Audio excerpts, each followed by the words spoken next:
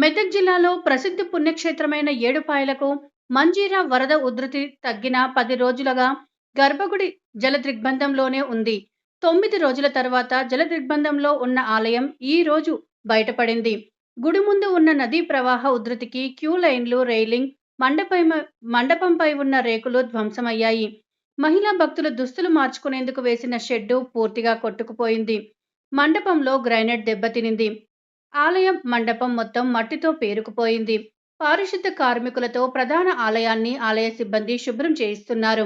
సింగూరు నుంచి ఒక గేటు నీళ్లు వదలడంతో 2 రోజుల తర్వాత అమ్మవారి మూల విరాట్ దర్శనం కల్పిస్తామని, అంతవరకు రాజగోపురంలో ఏర్పాటు చేసిన ఉత్సవ విగ్రహం వద్ద అమ్మవారి దర్శనాన్ని చేసుకోవాలని ఆలయ సిబ్బంది తెలిపారు. వరద ఉధృతికి సుమారు 7 నుండి 8 లక్షల మేర నష్టం జరిగిందని ఆలయ జూనియర్ అసిస్టెంట్ శ్రీనివాస్ తెలిపారు.